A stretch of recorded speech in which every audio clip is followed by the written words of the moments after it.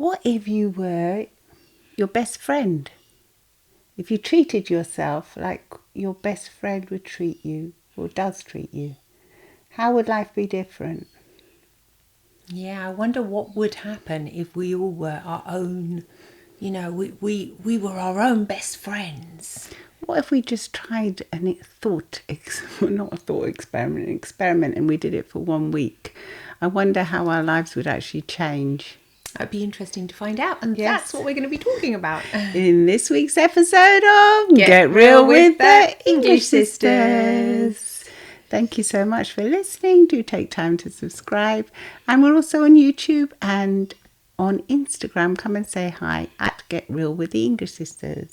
Yeah, we really love to see your comments. So really do write to us and get in touch with us. Yes. Right, so what is this we're going to be talking I about? mean, I just think that from the moment you get up in the morning, if you were your best friend, what would you say? Oh, you look amazing today. Well, I don't know. Is that what best friends always do? Like, you'd think, do they all lie through their teeth? If you've got a good friend, If you've got an honest, good friend, a real best friend, is also real, and they don't just I don't know, they look like. Well, they probably say you're not looking so great. today. Let's scrub up and let's get nice. They would, they do. Well, I would tell you. Well, I would definitely tell you. I mean, we're sisters, but we're also best friends. Yeah, I would definitely say, no, you're not looking great at the moment. Go and put your makeup on, or go and brush your hair. Get smart. But not if you were under the weather, I wouldn't. Under the weather. If you're under the weather, be kind to you.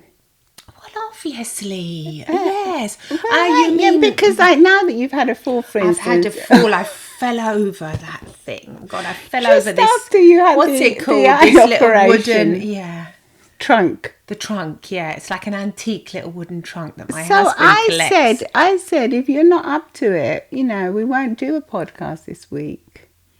Yeah, you did. Yeah. And I'm like your best friend. Whereas you said, Yeah. no, we should do one. But then if you felt okay to do one, which Yeah, you do, I you do said feel you did. Yeah, I do feel okay. Yes, thank goodness. I mean, I hurt I fell against my ribs and flat on my face. I was terrified for my eyes. Yeah, but they're okay. Yeah, hopefully. thank goodness I went to go and check them out again. And apparently it was just a little... But it's like what you said, it's not time to be hard on yourself when you've had something happen to you. No, I'm still in recovery. Yeah. Yeah. So if you were your own best friend, that's what you would say to yourself. Don't be mean. Yeah. Be nice to myself. Yeah, be nice to yourself. Take the time to heal, be patient. Well, that's what I do resilient. to myself, because I do realise, I'm aware of what goes on in one's mind. When you're not sort of like advocating for yourself, it can be a nasty place to be. If you're your worst enemy, for example, you're always criticising yourself and always... even being sarcastic about yourself, which is... sarcasm is horrible, isn't it? It's horrible, but it's horrible when you receive it from others, but it's also horrible when you give it to yourself, isn't it? I think so, yeah. I think it's very detrimental to your mental health. It's not, but I think so. It is proven it is definitely not good to do. I mean, it causes a lot of anxiety, I think. Yes, it does. Mm-hmm. It would definitely cause a lot of... It's a horrible thing to do to yourself or to have anyone else, have these kind of thoughts. The only way of not having them, really, what is it? The way of not having it is... It's to be your best friend. Yeah. Yeah, to be your own best friend and to become aware of what's going on. To remember that. Yeah, so remember if you find yourself that you're being wicked or cruel to yourself, think, what would my best friend say to me if I told her I had this problem, or them? What would they say to me? They would say, it's okay, don't be hard on yourself, or, hey, no, you do need to scrub up a bit. You do need to take care of yourself because it'll make you feel better. Because sometimes you need that motivation as well. Yeah, you need that motivation or that moment of truth to give you a bit of a kick and say, oh yeah, sure. Yeah, and it's for your best interest. Yeah. They're not saying it because They're being mean to you. Yeah, just saying, oh, maybe you should go to the gym for a bit, or why don't you start walking half an hour a day? You know they're saying it for in your best interest. So it's for your own good kind of thing. So why is it so difficult to be our own best friends? What kind of culture have we've been brought up in? I don't know. I don't know. So this should, you would think this would come naturally to us. It should be natural. As babies, we would all be our own best friends. Well, yeah, babies don't give themselves any stick. We don't know. No, you wouldn't know it, but they certainly know what they want. They're certainly confident and they know what they want. Yes, and it's only when it's... So this is a learnt behaviour. We learn it as we grow up. Yeah, and that's what we have to become aware of. We learn to be shamed, to be shameful, to be unkind to ourselves, to criticise ourselves, to be cruel to ourselves. I don't know why, but we do. It's a culture, isn't it? Yeah, it's a culture. It's what we learn from the culture, what we model, what we see in others, how we hear perhaps our caretakers talk about themselves. Yeah, I think it's kind of ingrained in us because it's kind of meant to stop us from being our really true selves, to have our true potential in a horrible, wicked way. So you think it's like a whole... It's like... It's a whole thing to keep the masses... To keep us at bay. Wow, like a conspiracy thing. Well, like it's almost like that. It's like, don't get all these sayings, don't get too big for your boots, don't get cocky, don't do this, don't do that, don't be promiscuous, don't be... It's always don't. It's never do what you want, be who you want, be free. Well, we know that freedom would be, chaos for a lot of governments, and they do not want that, and neither does, many of the churches either, and the religions. However, do what's in your heart, be who you want to be. No, that's certainly not the way we grew up. Listen to your heart. Listen to yourself. It's listen to your parent. Listen to your teacher. Listen to what they know what is good for you. Listen to your social media. Yeah, now it would be listen to your social media more than anything. Listen to your advertisers who are constantly advertising at you for certain things, be a certain way. Telling you what you need and what's wrong with you and what's wrong with your skin and what's wrong with God knows what. With your abs and what kind of nutrients you need. Yeah, honestly, you wonder if we all just woke up and we all had best friends and just said, no, I am my own best friend now. What would I do? Why do I have to talk to myself in this way? I think that's why it's so important to have best friends that really are, that really do lift you up. I think if you haven't got a best friend that lifts you up, I think go in search of one urgently. And be your own. Your own for number one, and then yes, it is lovely. It's so hard to be your own best friend sometimes, especially if you've been brought up in a way that's always put you down. It's really, really difficult to get out of that mental space and turn things around. You can do it, but it's harder than if you have someone that's always advocating for you and being there for you, obviously. Yeah, because we are social beings. But this is the culture today of that as humans we have never suffered so much from loneliness as we have ever in the past. So what I'm thinking of is that yes, it's easy to say go and find a best friend. Best friends are like jewels. You have to cultivate. First of all, you have to know how to cultivate real life friendship. Yeah, and that's normally a process that does take some time, and it's not that easy, to just say. So it could be easier to say, okay, in the meantime, if I start being my own best friend and I start becoming aware of what I'm saying to myself, then I may be able to be kinder to others, thus make more friends. And then who knows, maybe one of those 3 acquaintances, 2 new acquaintances could turn into something more, potentially more of a best friend. And what's happening today is that a lot of the times people are relying on their partners and loved ones to be their best friends as well. and to be the one and all of all kind of relationships. Which I think puts a lot of strain on their partners. It's a hell of a lot of strain. I mean, I certainly do not expect my husband to be to be. I mean, in a way, he is like, he is my best friend, but I do not expect him to have the same kind of qualities that you do. No. Or another female friend, which I would relate to much more than with him. I know his kind of what his like limits are, the same way I know what my limits are, I'm sure, but I do not expect that of him. But what's happening today is that once you involve yourself in a romantic relationship, you can tend to want them to be your best friend as well. Yeah, and I think what do you think about that? Well, I think it's true. I mean, my husband, we were best friends first, and then we became husband and wife. I know, yes. I was the one who told you were in love with him. She didn't even realise it at first. But, she adored him. But now, obviously, it's still not the same as your relationship with you, with a best friend, with a female best friend. I mean, we're sisters as well, but we've got so much in common. But it's not the same, and I don't expect him to be the same as you are. No.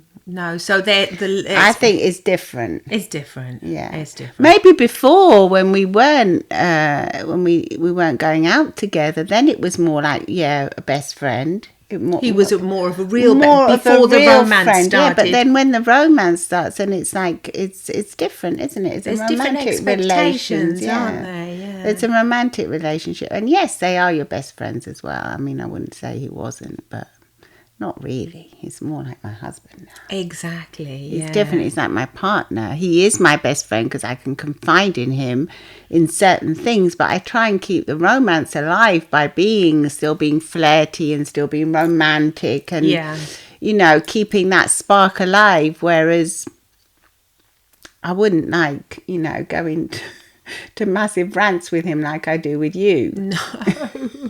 Well, they're not that get bothered. Bored. Yeah, the truth is, he would get bored. So I try and entertain him with the conversation that I think he will like, as if I'm talking to anyone else.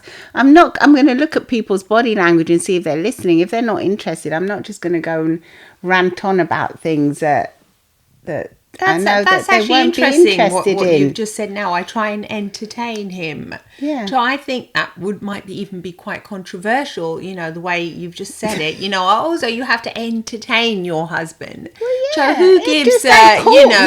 Court them. Yeah, but today you would say, well, look, I don't have to entertain my husband or my wife. They can entertain themselves, sort of thing.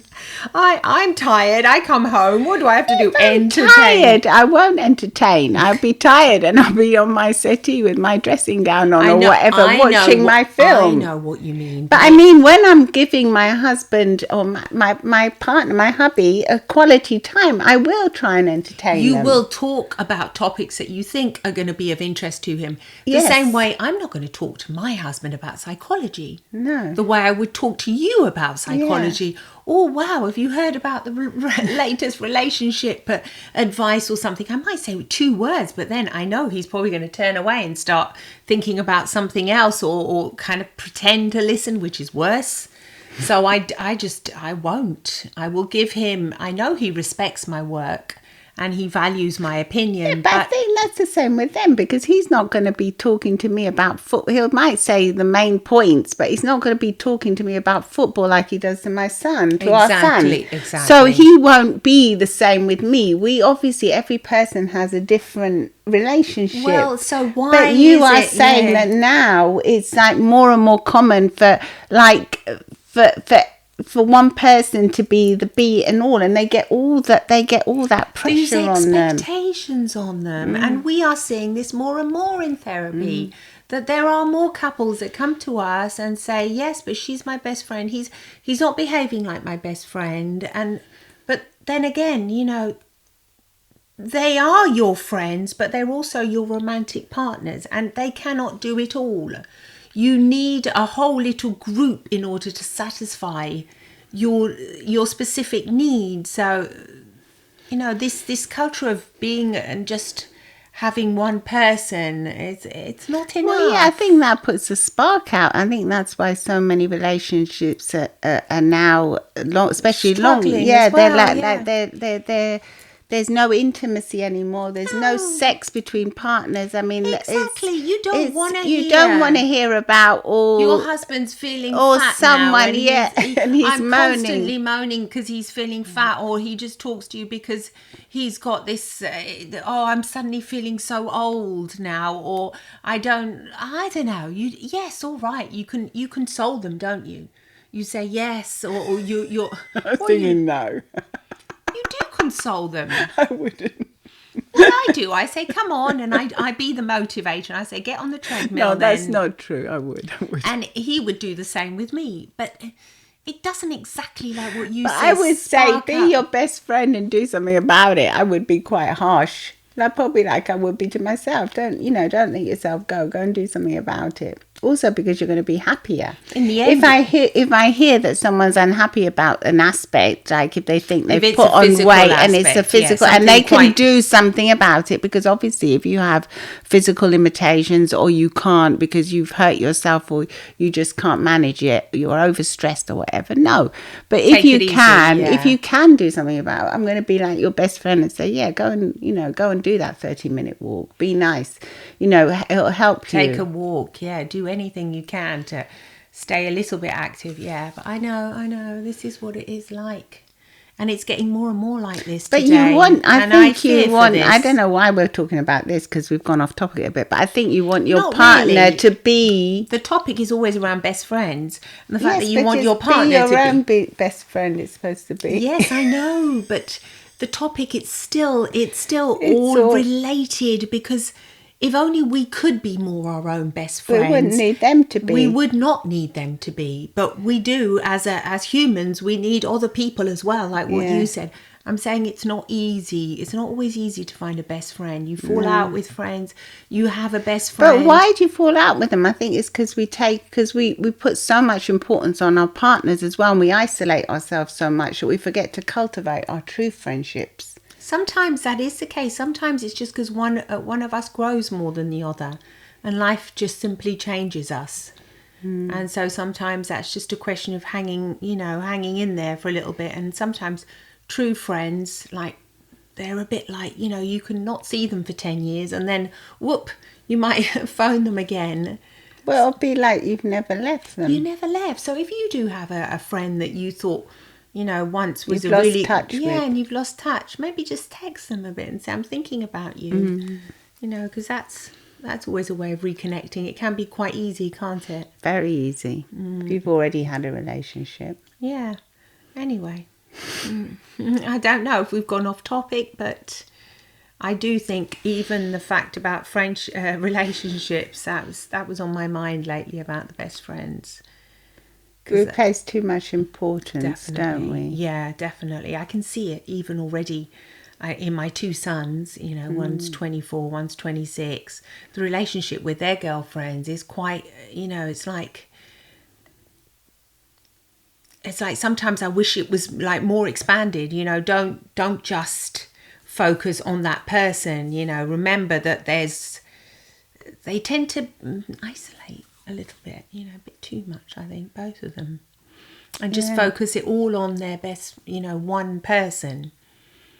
Maybe it's easier in a way as well, isn't it? It's a lot easier because once you settle in and you have more or less everything you've got, if we go on holidays, we know we'll be happy because we want to do this and we want to do that. And afterwards we have to wait for the other people to wake up. Sort of like things like that I was overhearing, saying, so we just go on holidays alone. It'll be easier. But the importance of cultivating friendship is fundamental for your life.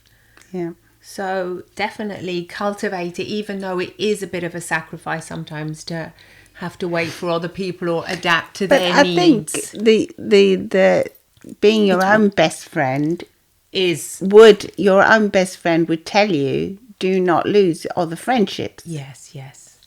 Yes, I know we have to go back to being your own best friend. And like what you say, I do think if we did a 7-day test trial period of this, and we really, really do all put our minds to it, from the moment we get up, we say, hey, just remember that I'm being my own best friend today. Yeah. You step into work, or if you don't work, you're looking for a job. Well, I'm my best friend today. What would, how would I act if it was really for my best interest? And you would think that's so obvious. But we often act against our best our own best interest in the slightest bit. We sabotage ourselves continuously. And make it so hard for ourselves. Well done. This is the hardest part of being a human, is that we auto-sabotage ourselves. We put these limits on ourselves continuously. So we've got to watch out for them. We put the blocks on, don't we? We definitely do know how to put handcuffs on ourselves. Yeah, we do it all to ourselves. Now we can have the excuse it's a culture, which is not really an excuse, but we can have, we've got lots of reasons why we do it, and they're valid. They are valid. They're valid. I did not mean to say excuse, because it's not. That's horrible. They're all valid reasons, but. I think awareness again. Once we become aware of it, we can do something about it, which is what's empowering. Yes. It's always we can do the test and just see how we feel. Come on, be your best friend. Even like I'm going to be my best friend, like from 9 till 6 today, and then notice what happens after 6 p.m. What's happened now. Where's that horrible person coming from? Yeah. Well, why am I suddenly? What's that thought there saying I look, I don't know, or I'm not up to standards, or feeling insecure? Well, what's happened here? So imagine if you walk into your workplace or into school or whatever you're doing, and you've got your best friend inside your head, inside your mind, whispering sweet things to yourself. You're looking amazing. Oh, you're doing great. Feeling confident now. Yes. Never mind. Never mind. Wrong. Oh, you dear. That, you failed that test. Next time you'll do better. Imagine this constant, these sweet nothings being whispered in your own ear by sweet everything. Sweet everything, yes, because they're not sweet nothings, yes. Constantly being said to yourself. How would your life really I'm already feeling delighted at the thought. And I'm already a kind person. I'm always kind to myself. Yes. Yeah, I know I could probably be even kinder. We all could. We definitely could. Yes, I am a kind person to myself as well. I've learnt to do it with the psychology behind it. It wouldn't have been like that before. No, well... No, kind of, not too... We were quite lucky because our parents weren't very hard on us. No. Especially Mum, she kind of did encourage that. She being definitely nice to yourself. did, yeah.